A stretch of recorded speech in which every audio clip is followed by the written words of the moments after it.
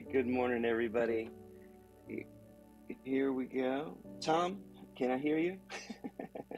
Yeah. Yes, I can. You sound great. Okay. Thank you. Thank you.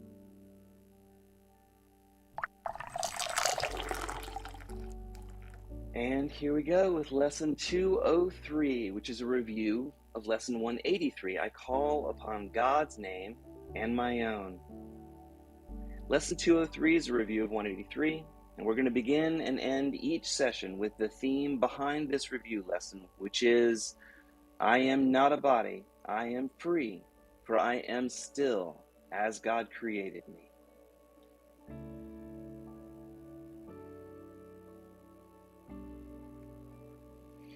And the summation paragraph is, I call upon God's name and on my own. The name of God is my deliverance from every thought of evil and sin, because the name of God is my own name as well as God's. I am not a body, I am free, for I am still as God created me.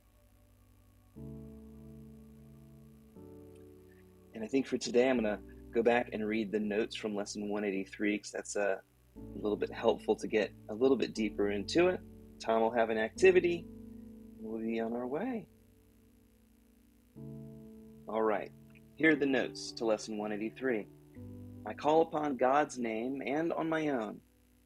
Sanskrit is the ancient literary language of India. Sanskrit traces its origins to the 4th century BC. Sanskrit is very important in the origin and development of cooperative Indo-European languages of our time. Sanskrit has been described as the language of God because in its original form, it recognizes and acknowledges the reality of God in all things. How does Sanskrit do this?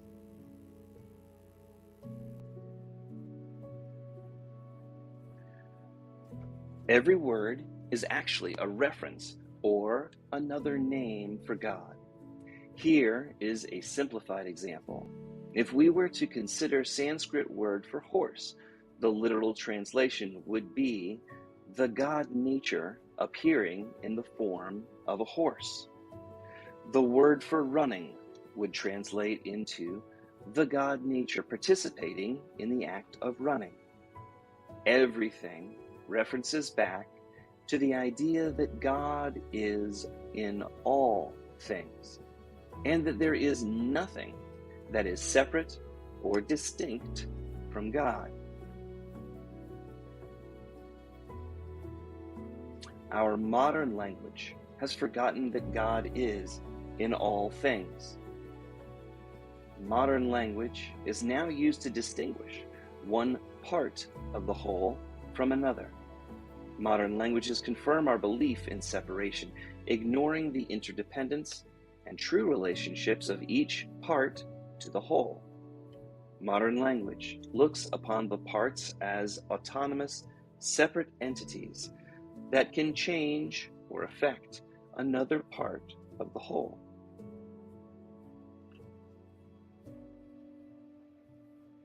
In lesson 169, we defined the term oneness as simply the idea of God, and knowing God encompasses all things, and that there is nothing outside the one self. There is no mind that is aware of anything that is not itself, and all minds have united with Source, and therefore are like its source. There's no judgment, since there's nothing outside of the one self to judge. This lesson, I call upon God's name and my own, is the recognition that of that oneness. Our name and God's name are interchangeable and the same. They are equally holy because we are inseparable from our source. Our Father's name reminds us of who we are.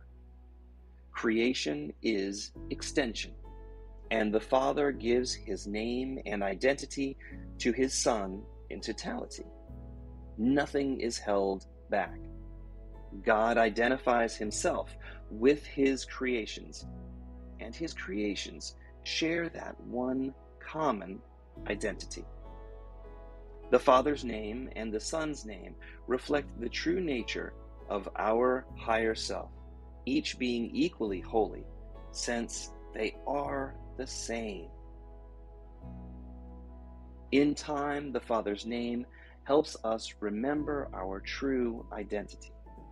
By repeating God's name, we acknowledge God as the sole creator of reality. We are part of that reality. When we call on God's name, we are co-creating with God. Similar to ancient Sanskrit, God is the name for all things and all thoughts, for God are the one self. Let me read that one more time. Similar to ancient Sanskrit, God is the name for all things, and all thoughts for God are the one self. When you use God's name exclusively, you will see God everywhere, and God will answer your call, for you are only asking God to be himself. God's name reminds us of our true identity, for God is love and truth. In God's name, all illusions of egoic littleness disappear, and peace is restored and given. And our question of the day, Namaste is an Indian term that's loosely translated as the God in me recognizes the God in you. It's often used as a greeting of acknowledgement of another's presence or when leaving that person's presence. If you were to begin or end your conversation with Namaste instead of hello or goodbye, would that term better help remind you of your connectedness to God and the oneness of all things? Tom? Okay. Today, what I'd like to do, if I could, is just do a little brief exercise that we could talk about after, or you could think about.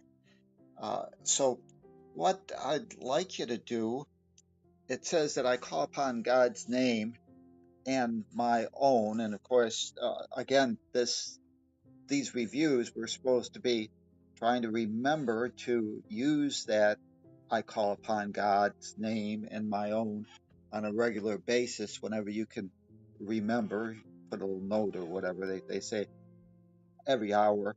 But they also want you to remember that overall theme: I am not a body, I am free, or I am still as God created me. So those are things that we want to repeat. But what I'd like to do in this little exercise is just have, and if you can, what I'd like is for you to stand up. And I'm going to do this. I don't know if you can be able to see me or not, but since we're on Clubhouse, but for those that are on Zoom or can see, you would be standing, adjust it, and you'd be saying certain things. And as you say them, I'd like you to spread your arms open. So the first one that we'd be saying is, I am only love. And as you'd say that, you'd say, I am only love.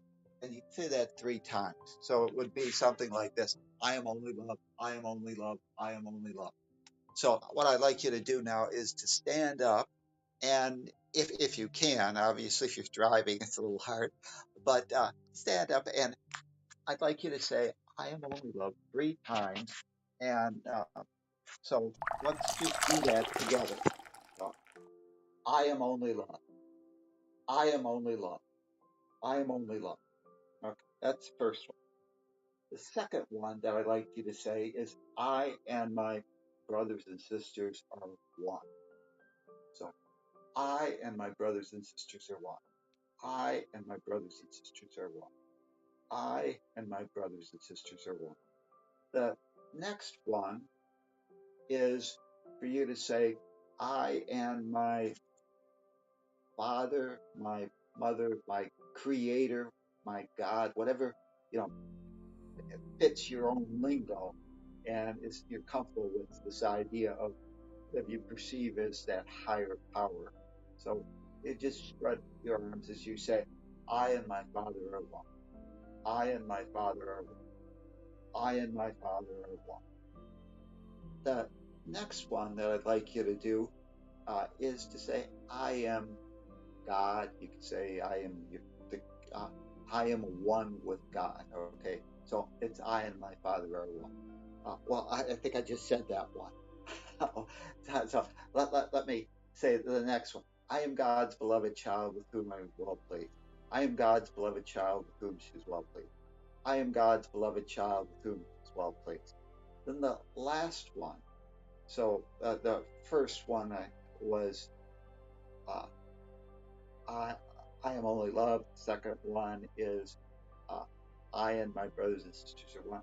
The third one actually should have been I am God's beloved child with whom is well pleased.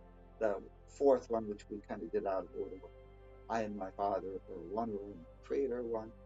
The last one that I like you to just say is a simple one. I am God. I am God. I am God. I am God. Okay. And that's the end of the exercise. Now, so you can sit down or whatever, continue with your daily activities. You just might listen. But those are 5 statements. Of course, miracles would say that they're statements of fact or truth. But what I'm interested in, if I did this with a large group, and then I asked, and we'd have it perhaps recorded, what we might find is that some of those statements were easier or more difficult for people to say. So the question for you is to ask yourself, how did you feel when you did those statements? And you can take those and do those at any time. They're uh, good statements of truth. And why we say things out loud is because they have more power when they're vocalized. The power of the spoken word is much greater than a simple thought because you're putting it out into the universe. But the question really is, whenever I said, I am only love, what did you feel? Did you feel that that was a true statement, or was it something that you said, well, not me, or, well, sometimes I am? What was your thinking? What was your subconscious mind, your reaction to that statement? When we got to I and my, or I am God's beloved child, to whom she's well pleased, did that resonate, or did you say, oh wait, no, I'm supposed to be a sinner. I'm a sinner. I can't be God's. I might be a child of God, but I'm certainly not beloved because I'm a sinner. I'm guilty. I'm not good enough. When it came to I and my brothers and sisters are one, did that seem strange? No, it was certainly not. Not that's not my body. I and my Father or Creator are one. How easy or difficult was that to put yourself in the idea that there could be a oneness, that there was no separation, that you were perhaps one side of the same coin, God cause, I effect. And then the last one, I am God. Did that feel like blasphemy? Is that something that by saying that you should be crucified, put on a cross? What were your inner feelings? And if we played back the recording in a large group, what we would find is that, and I did them, I think, out of order. Uh, it should have been, I am only love. I am God's beloved child. I and my brothers and sisters are one. I and my Father are one. I am God. That would have been the order that I normally would do them in. I don't think I did that. But in regards to this, what we would find is the volume of those statements of the group as a whole would tend to decline. And when we get to the last one, I am God, that would be very muffled.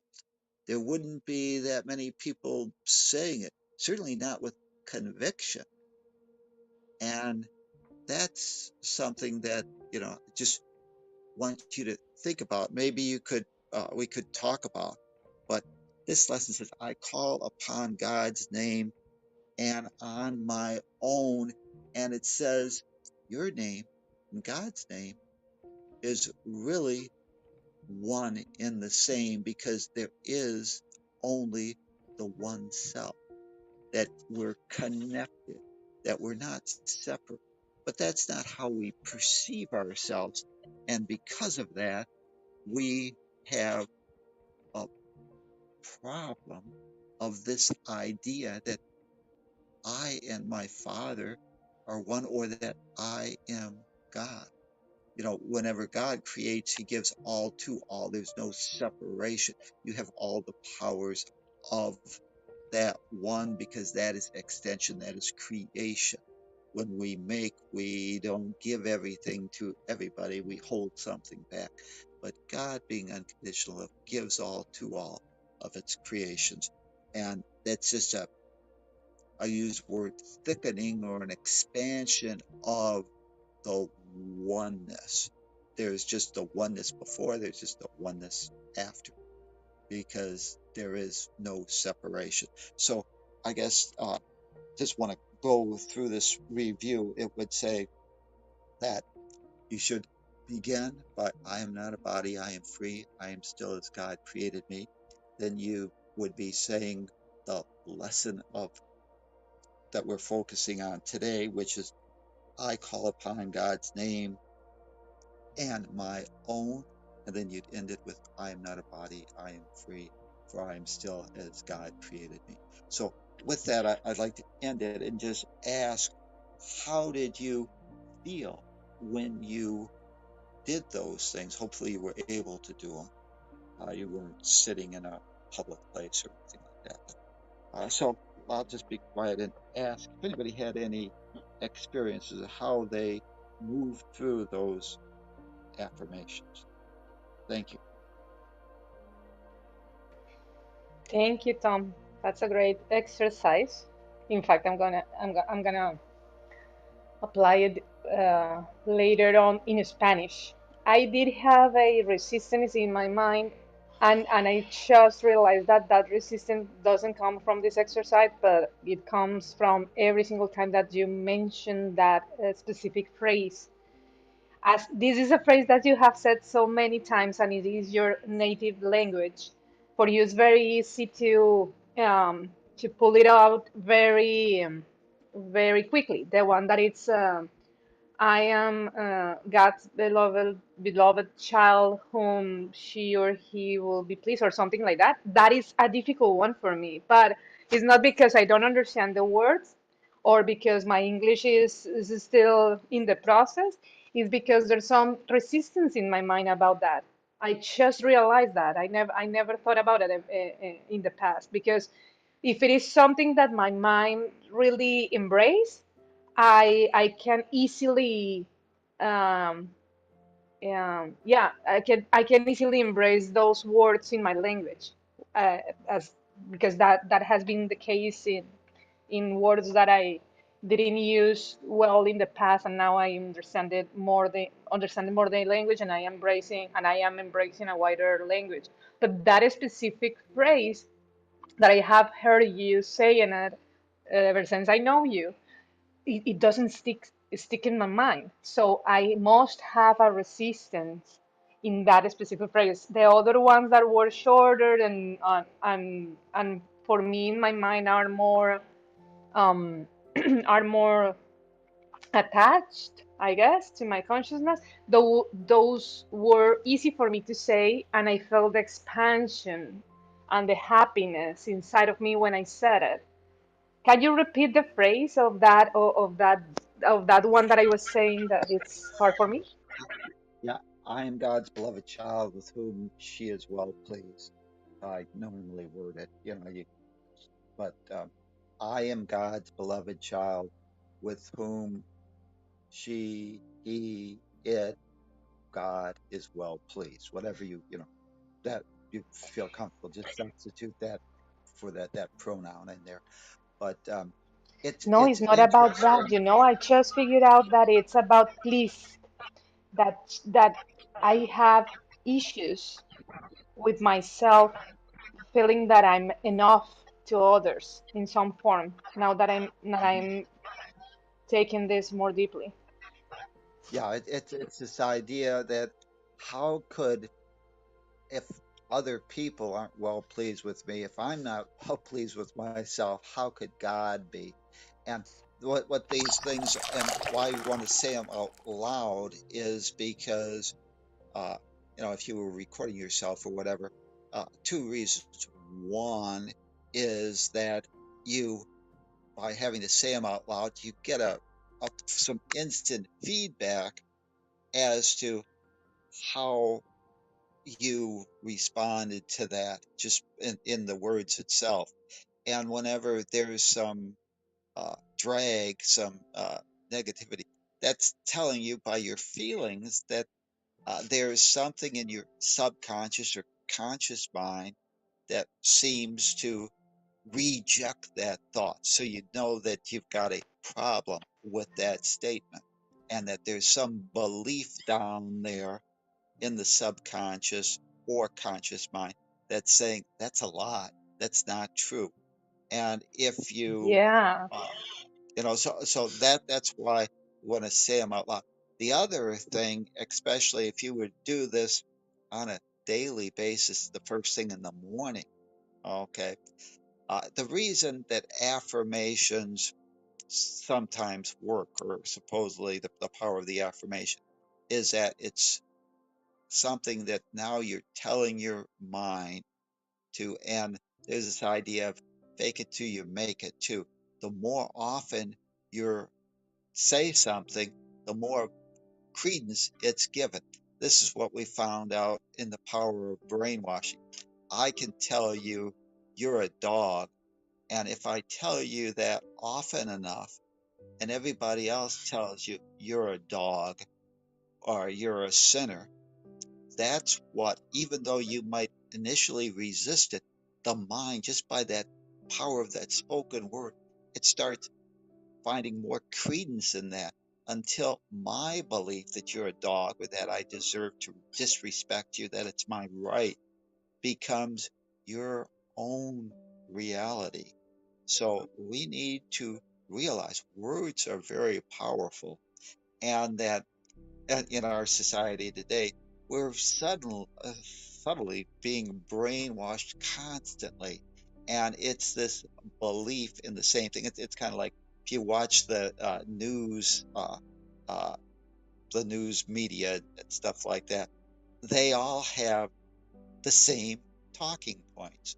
Almost, 95% of the lead uses word for word what every other broadcast network is carrying. They're trying to tell you a narrative, and the idea is with brainwashing and the power of persuasion, which is you know propaganda, is to say it often. Goebbels, who was the head of the Nazi propaganda machine, said, tell a big enough lie often enough, and people will believe you. And we're constantly being bombarded with all this fear thought. And so, whether you've got to be very, very strong to avoid that becoming your own belief, whether it's conscious or subconscious. And, yesterday I mentioned that law of exposure, and saying you expose yourself to fear-based thinking, and it's very difficult to avoid slipping into fear.